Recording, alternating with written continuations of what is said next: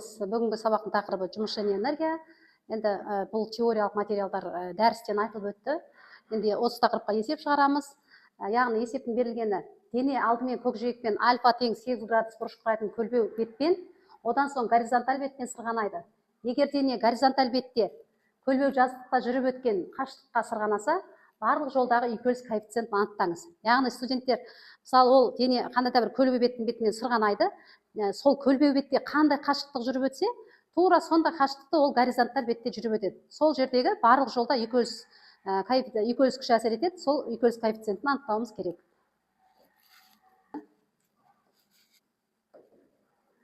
Көлбеу бет көкжиекпен альфа тең 8 градус бұрыш жасайды.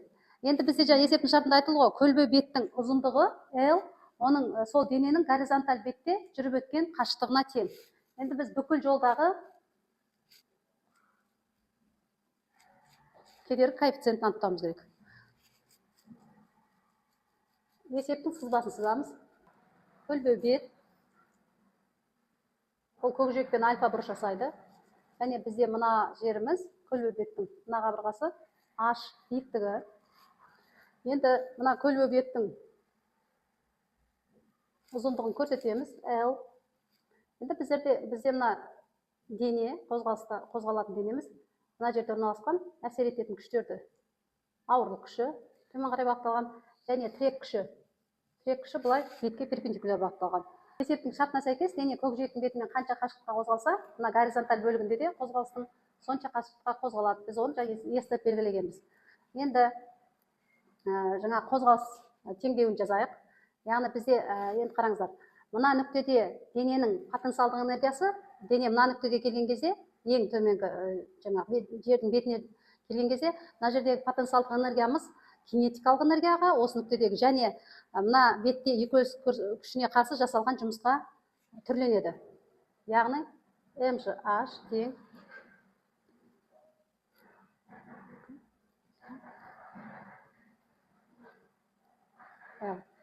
Енді бізде мына жерде ашты, тік бұрышты көлбеу беттің тік бұрышты үшбұрыш болғандықтан, осы тік бұрыш үшбұрыштың қасиетіне сәйкес анықтаймыз. Яғни H дегеніміз бізде мына бұрыштың қарсы жатқан катет болғандықтан, бізде H-ымыз тең болады L көбейтілген синус альфа. Ал енді F үйкеліс дегеніміз, қараңыздар, мына жерде біз үйкеліс күші тірек күші және К коэффициентінің көбейтіндісі. Сондықтан біз мына жерден N-ді анықтаймыз. Енді ол үшін біз не істейміз? Мына жерден біз тік бұрышты үшбұрышқа толтырамыз. Енді біздің мына бұрышымыз, мына қабырғаға параллель жатыр. Ал енді мына қабырға параллель жатыр. Сондықтан мына бұрышымыз мына бұрышқа тең болады. Енді мына жер 90 градус болғандықтан, мына жеріміз бізде альфаға тең болады. Сонда біз мына екі тік бұрышты үшбұрыштың ұқсастықтарын пайдаланып альфа бұрышын анықтадық. Енді бұл жерде біздің мына n-ымыз, қараңыздар, ол n мына кіші тік бұрышты үшбұрыштың мына қабырғасы болып табылады, n векторы. Сондықтан ол мына альфаға іргелес жатыр. Сондықтан біз соны сол жерден анықтайтын болсақ,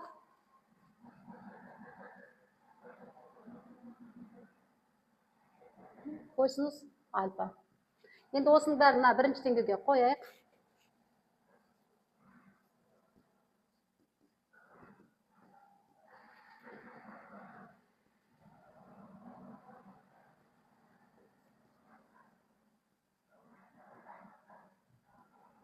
Альфа. Енді мына жерде екі жағында да массаны қысқартып жібереміз. Сол кезде қалатын шамалар.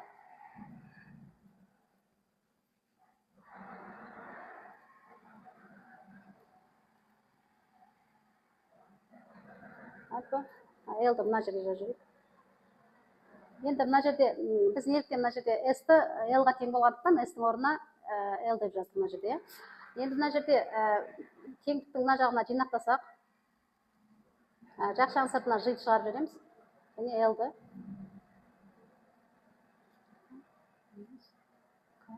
косинус альфа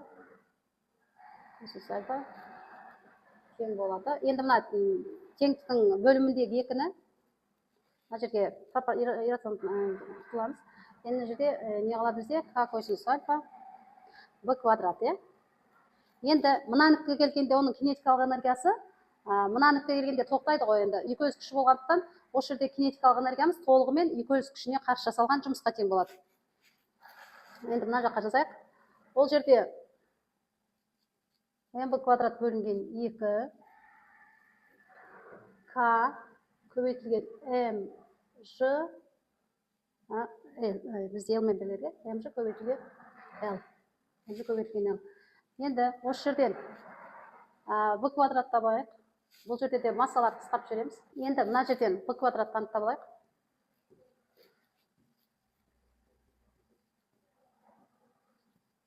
L. Енді біз бастапқыда жаңағы теңдеуімізді бірінші теңдеу дейік, екінші теңдеу. Бізде бірінші теңдеу мына жақта тұр. Мынаны үшінші теңдеу дейік. Енді үшінші теңдеуді екінші теңдеуге қоямыз. Сол кезде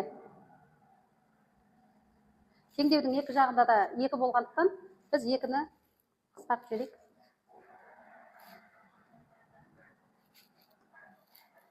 Сонда L синус альфа минус К косинус альфа. Енді Г квадрат К, Ж, Л. Мына жерде Ж, Л-мызды да қысқартамыз. Сонда К тең болады синус альфа минус К косинус альфа. Енді мына жерде К-ларды жинақтайық. Сол кезде мына жерде К-ны анықтайтын болсақ, К-мыз тең болады.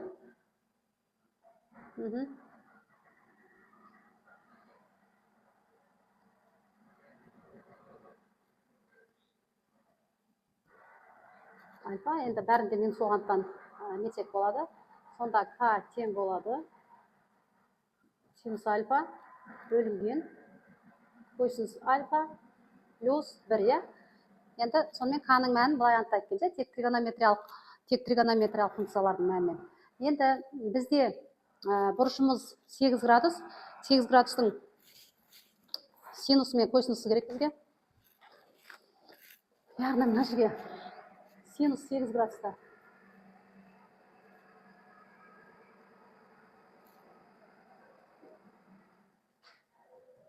Нөл бүтін 992. Енді осы сан мәндерді қойып есептесек, синус альфа 0, 125, қосылған 1, тең.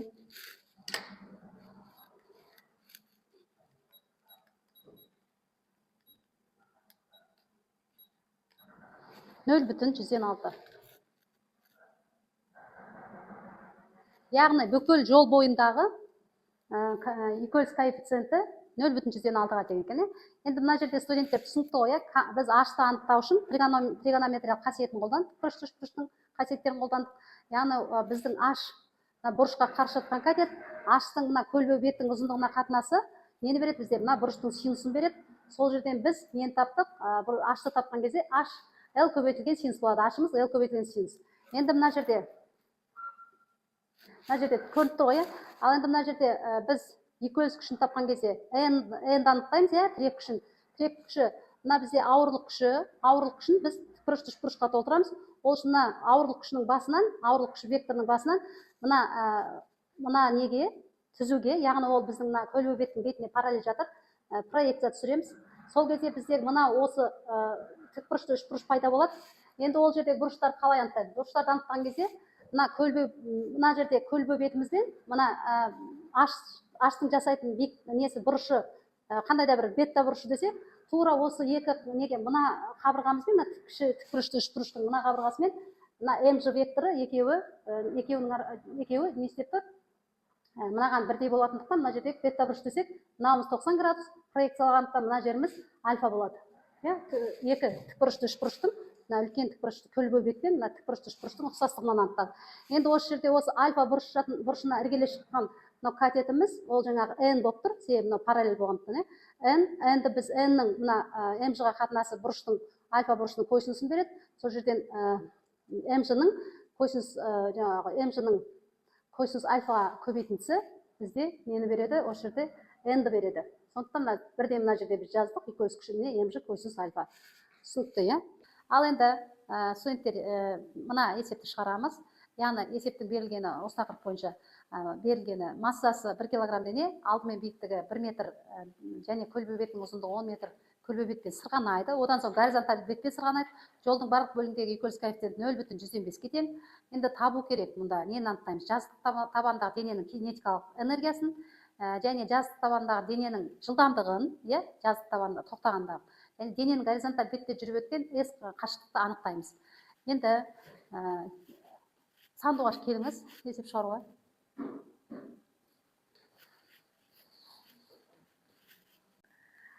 Так, есептің берілгенін жазып шықсақ бірінші.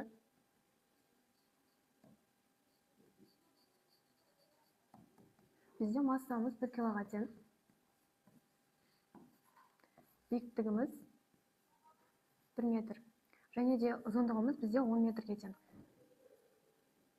Икеліс коэффициенті бізде 0,105-ке тең. Бізге табу қажет кинетикалық энергияны, және де жылдамдықты, және де қашықтықты табу қажет болады. Бірінші есеп түсінікті болу үшін есептің сызбасын сызып шықсақ,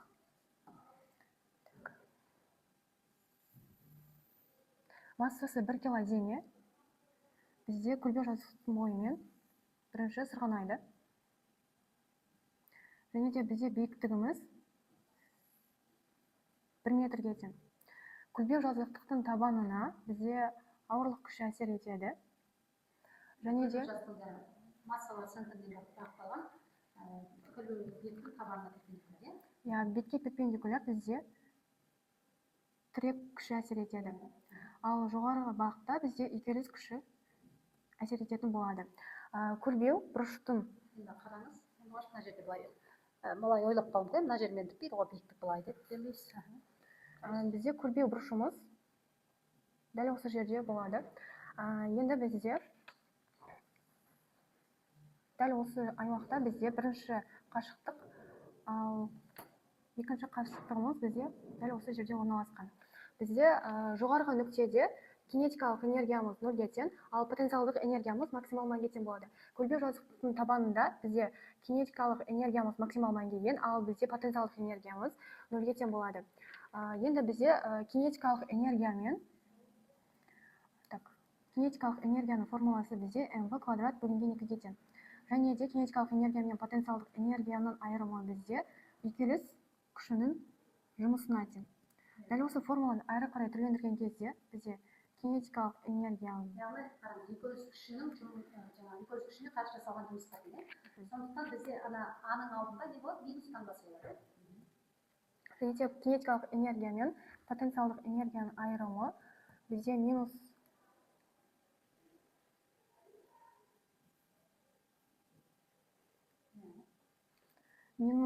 f икеліс көбейтілген L-ға тең. Дәл осы жерде бізде потенциалдық энергиямыз кинетикалық энергиямен қосамыз. Икеліс күшімен ұзындықтың көбейтіндісі бойынша анықталады. Дәл осы теңдеудегі икеліс күшін табу үшін біз осы формула бойынша тапсақ болады. Икеліс күші тең болады k көбейтілген n. Енді n-ді қалай анықтаймыз? N дегеніміз мына жерде біз тікбұрышты үшбұрышқа толтырамыз. Сол кезде біздің мына n-іміз мына кіші тікбұрышты үшбұрыштың мына қабырғасы болып табылады. Мына кіші тікбұрышты үшбұрыштың мына бұрышы альфа. Сондықтан бұнымыз біз n-іміз тең болады k mg көбейтілген қойсыз альфа. Енді бізде көлбеу жазықтықтағы биіктіктің формуласы бізде h-мыз L көбейтілген синус альфа бойынша табылған. Бізде биіктігіміз және де ұзындығы белгілі. Осы жерден біз синус альфаны тауып алсақ, бізде синус альфамыз сонда биіктіктің ұзындыққа қатынасы болады. Биіктігіміз бізде 1 метр, ұзындығымыз 10-ға тең. Сонда бізде синус альфамыз 0,1-ге тең. Ал косинус альфамыз бізде 0,99-ға тең. Енді бізде бірінші жазықтықтың табанындағы кинетикалық энергияны табу қажет. Бізде кинетикалық энергиямыз mgh азайтылған f2 көбейтілген L формуласы бойынша анықталады. Формуланы әрі қарай түрлендіріп жазатын болсақ, бізде mg h-тың орнына біз L көбейтілген синус альфаны қоямыз. Азайтылған y күшінің формуласы kmg косинус альфа. Және де біздегі L бар. Бізде mg және де mgl бізде ортақ екеуіне де оны біз жақшаның сыртына шығарып жіберсек болады. Сол кезде бізде mgl жақшаның ішінде бізде синус альфамыз қалады. Синус альфа азайтылған екілік коэффициенті көбейтілген косинус альфа.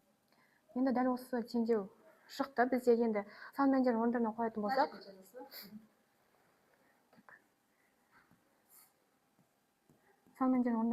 бізде массамыз 1-ге тең, еркінсу үдеуіміз 9,8-ге тең, ал ұзындығымыз 10-ға тең.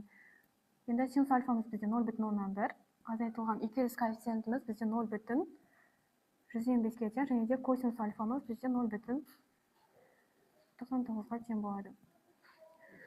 Енді нәтижесін есептеген кезде бізде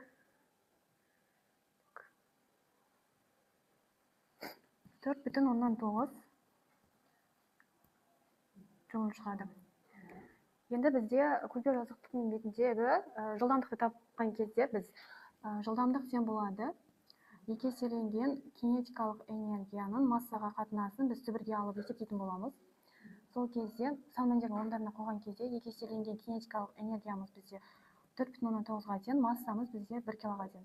Түбірге алған кезде нәтижесінде бізде 3,1 метр бөлінген секунд шығады. Енді бізде горизонталь бетте жүріп өткен қашықтықты табу керек болады. Бізде қашықтығымыз кинетикалық энергияның екілік күшіне қатынасы бойынша анықталады. Яғни кинетикалық энергия бөлінген К бөлінген mg. Сан мәндерін орындарына қоятын болсақ, бізде кинетикалық энергиямыз 4,9-ға тең, екілік коэффициенті 0,05, көбейтілген массамыз 1-ге тең, еркінсу үдеуі бізде 9,8-ге тең. Енді есептесек, бізде 10 метрге тең болады. Яғни мына жерде дұрыс бәрін шығардыңыз. Сандуғаш Ахмет, мына жерде бізде сонда екілік күшіне қарсы жасалған жұмысымыз не істейді? Кинетикалық энергияға тең болады. Сонда біздің кинетикалық энергиямыз екілік күшіне қарсы жұмыс жасап, не істейді? Біртіндеп жылдамдығымыз баяулап нөлге айналады. Сол заңдылықты қолданып отырмыз.